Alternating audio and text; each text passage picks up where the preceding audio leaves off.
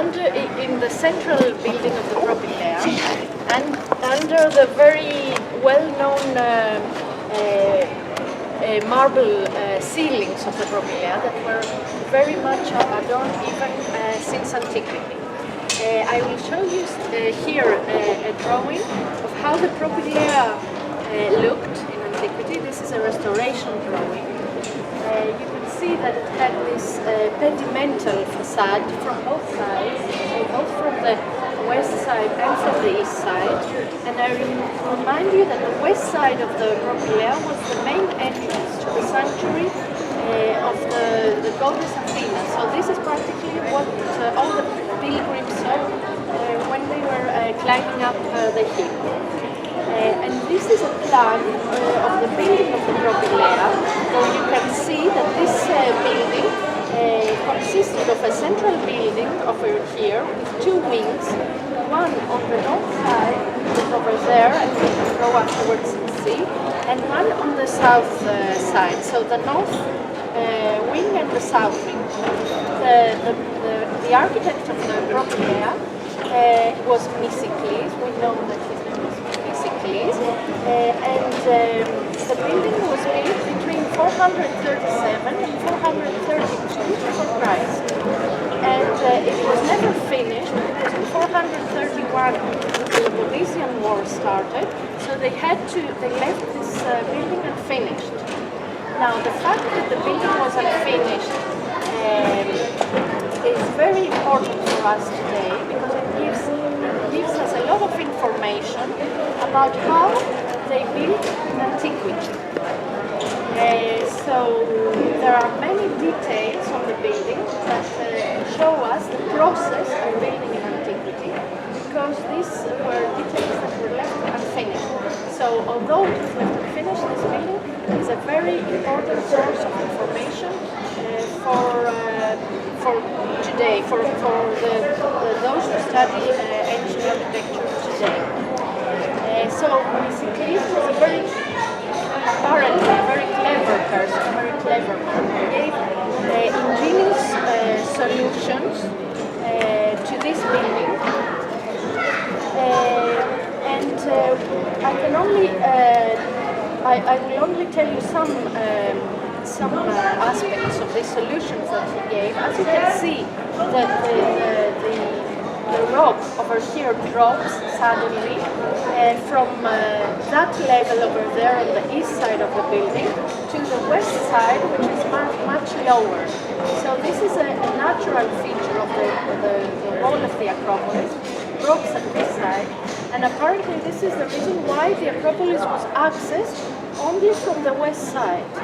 So Misicles gave a very clever solution to this fact by combining two halls that lie on a different level, and by combining also the two orders of the ancient architecture, that is the Doric order and the Ionic order.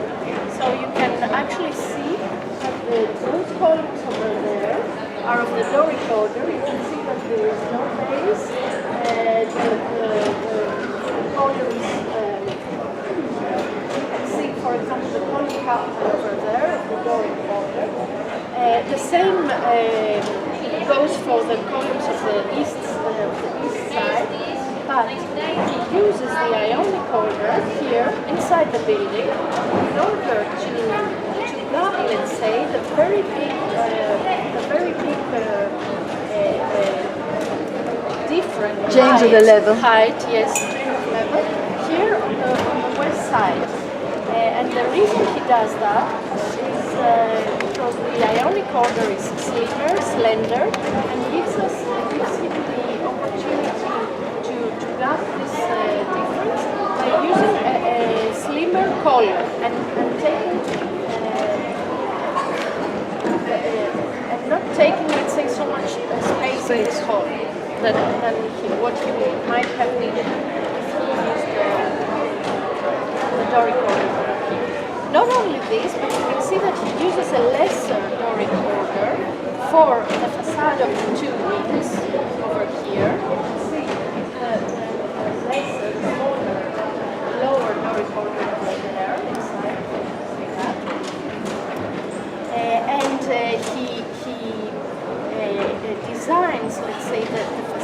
these two wings in a very clever way in order to give them symmetry.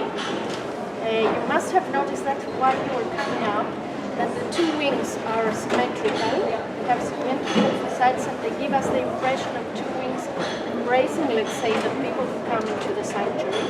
Whereas on the lower, on the back, we have a totally different architectural solution with a room over here, as you can see, on the north wing, and while the southern wing is only like a corridor leading to the sanctuary of Athena Nike. You see that this small Ionic wing, I don't know if you can see through the colors, the smaller Ionic temple of Athena Nike with wings between. So one of the main features of the Propylea in antiquity that was very much, as we say, admired even since antiquity, were the marble ceilings of the Propylea. You must imagine this whole room, this whole main building, covered with those ceilings exactly of the kind that stand above your head and which have been recently restored. Not only this, but the marble slabs, the coffers, that is the recessed part. Yes, what? The coffer ceiling is when it's recessed the ceiling in. You can see the coffer is recessed, it's not flat. Recess. It's called the coffer. So they were adorned. Adorned, yes, adorned. Decorated. Decorated, yes, adorned. With golden stars and blue background.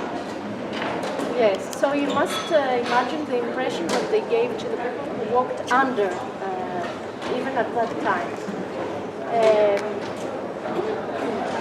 Now the building went through a lot of, as you can imagine, a lot of, the history of the building is very long.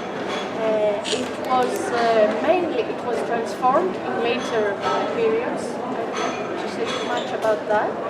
But the fact is that it stood mainly as it was until the 17th century, when a very big explosion happened. The Turks, which at that time were occupying Athens, kept gunpowder inside the building, which was natural because being a marble building, it was, let's say, fireproof, so it was natural to keep gunpowder. However, a lightning fell on the building in 1640, and a big explosion was caused by that, and as a result of that, a big part of the ceiling roofs were destroyed, of the marble ceilings were destroyed.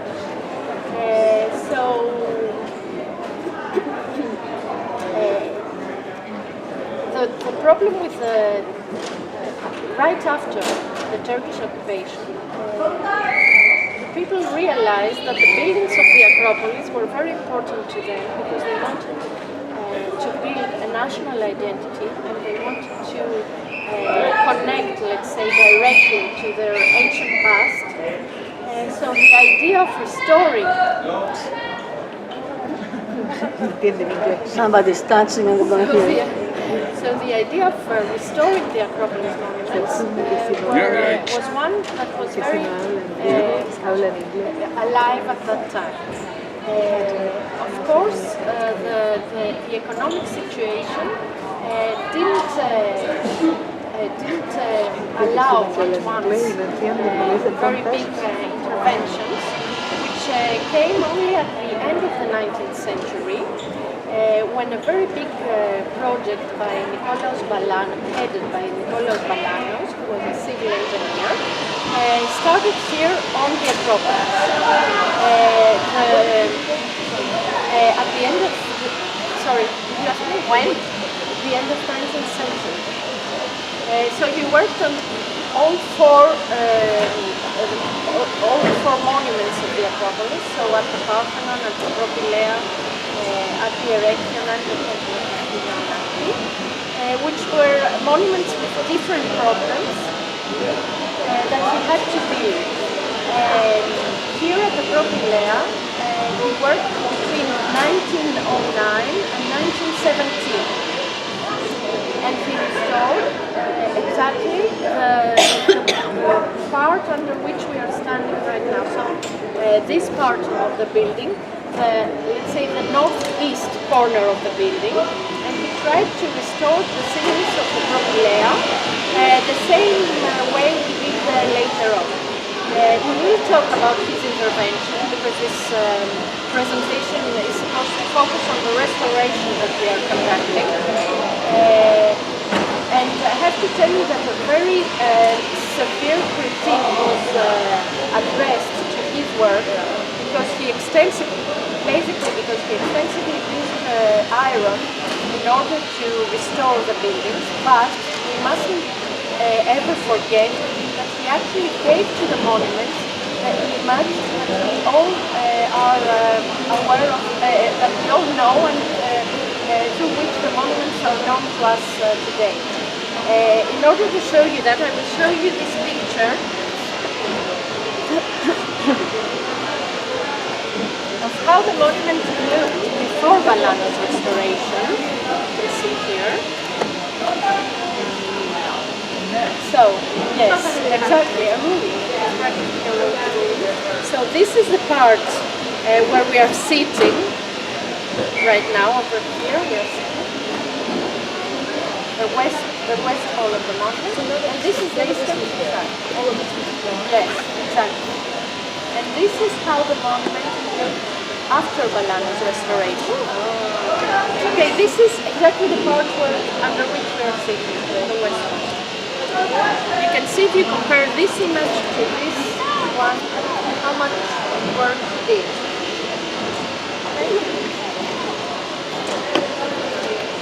No. Okay, now, if we would like to comment a little bit on his work, is that his work was a little bit problematic because, as I told you, he extensively used iron and reinforced concrete. Yes, in order to stabilize, let's say, and restore the architectural manners. This caused a lot of. This provoked a lot of damage to the archaeological, to the architectural manners, to the marble, because as you know, the iron rusts and provokes damage to the marble.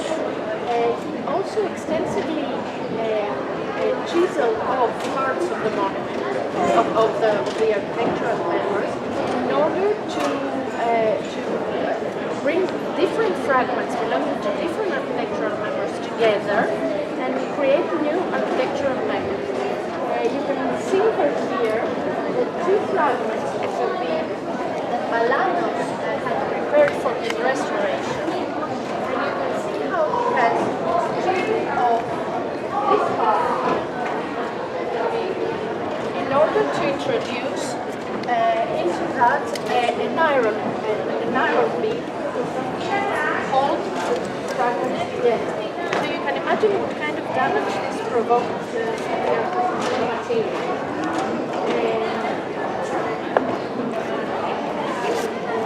Now, the problems of this restoration were apparently viewed very soon after that, when parts of the monument start cracking and falling. But of course,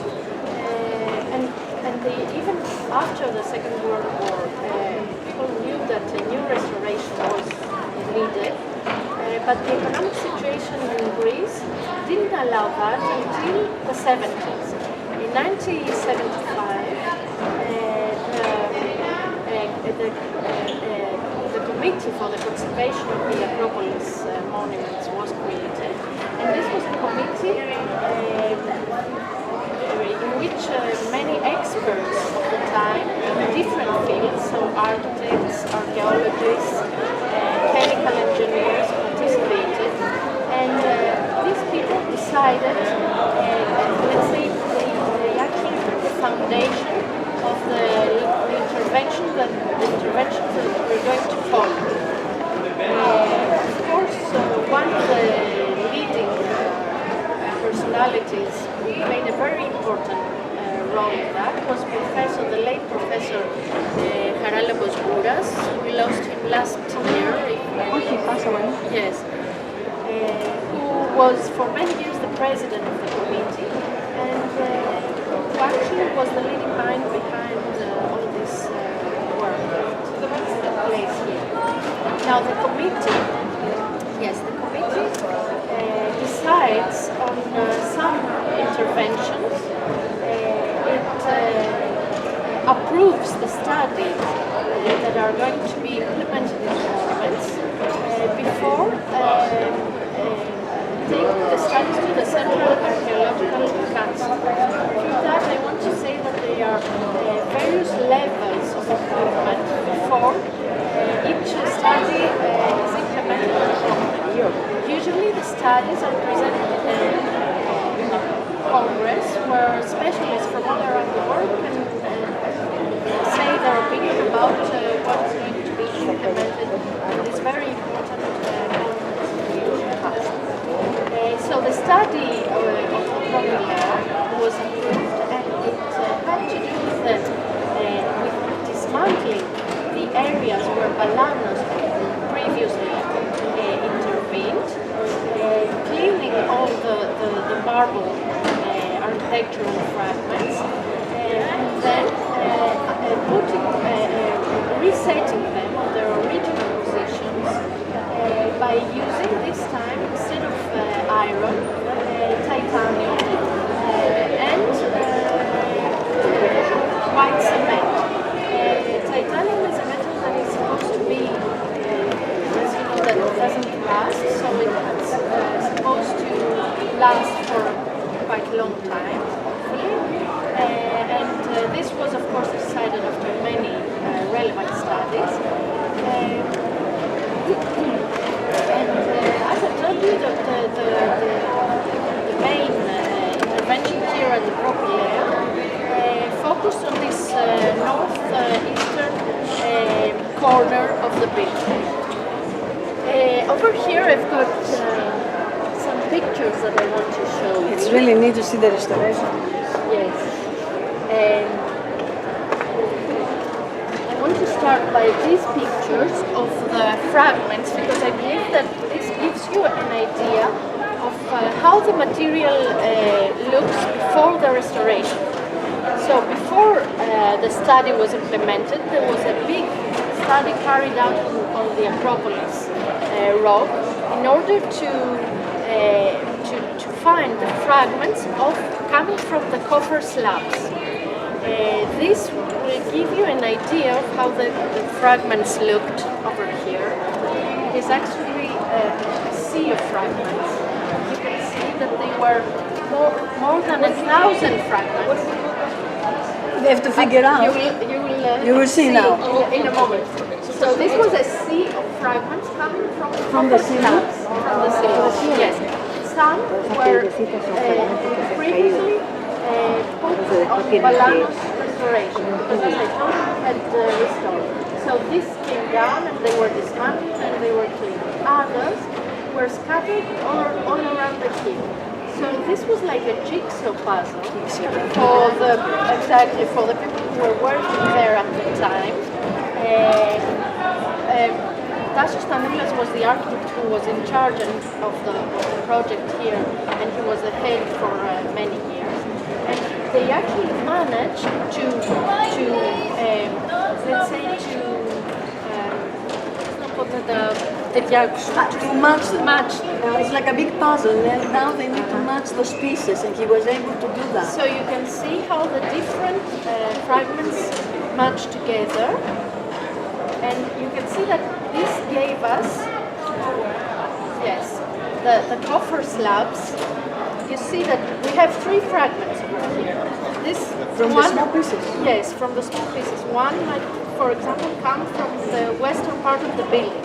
The other one could probably have come from the eastern part, and possibly this little one might have been scattered on the ground.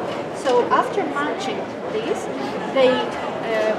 they restore the slab by using new marble in the places where the vacuums are. They join. Tell them perhaps can you move, guys? Can you move to do an order? She has to come through. Oh.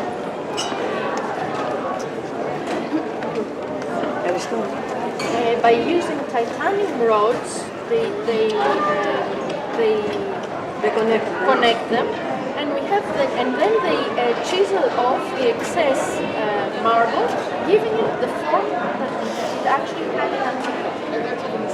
And that's exactly what It's amazing over to see there. how they work. But you can see how the coffer slabs have differences. So we have one on the first, let's say, space, we have coffer slabs with one coffer. On the second space, we have coffer slabs with two coffers. So this is how they start, let's say, talking about which one goes where. So when they finished with this job over here, they found out that they had more coffer slabs, especially for this western part, than they had before. So they had approximately 220 groups of coffer slabs. I mean, 220 coffer slabs. So they decided that this might be a good opportunity to extend the restoration even further than Balanos had done in the past. So if you take a look over here, you see that Balanos had only restored this first bit up to this column. Can you see that? Whereas the rest of the spaces has not been restored. But now we have all these new coffer slabs and we want to do something about them, and we want to put the ancient material back where it belongs. So, however, one of the policies of the committee was not to change too much the optical, how do you say, the image of the monument. The image of the monument. To which we are familiar. So, in this case, they proposed to extend the restoration up to the next Ionic column capital in order to give the opportunity to cover the area above the central passageway. Finally, yes. Yes.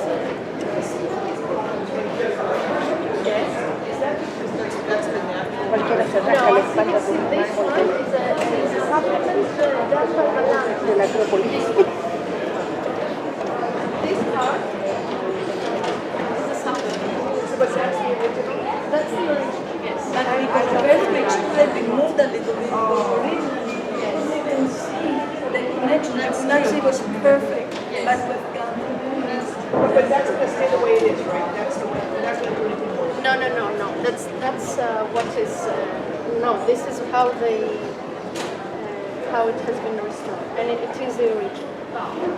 So they decided that for educational reasons, it would be a good idea to extend the restoration above the central passageway, so that this would give the chance to the visitors to understand how this was a roofed monument and not just an open-air monument. And so they did.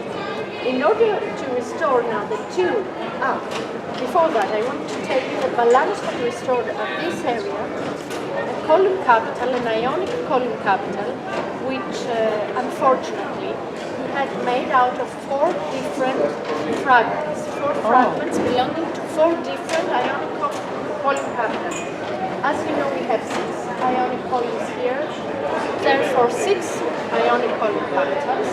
Balanos had joined together 4 pieces of different column capitals in order to create.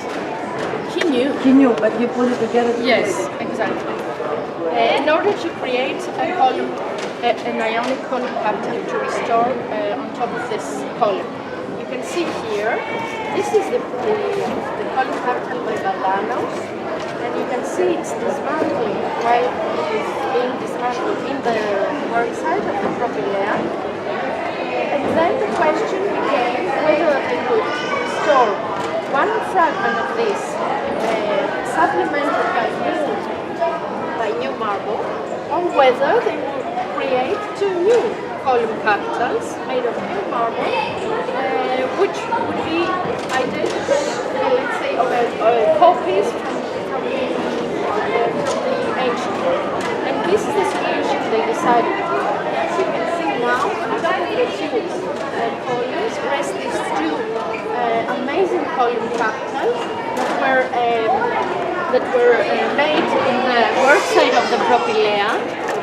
You can see here in the process of making the column capitals in the work site. So you can see this bit of marble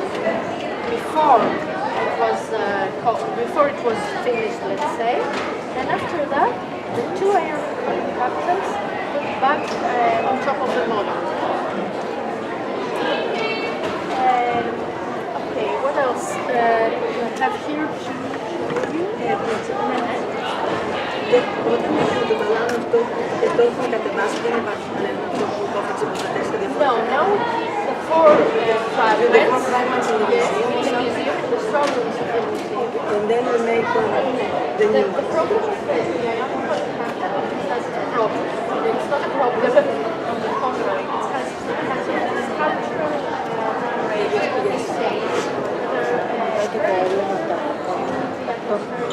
Yes, so that's why.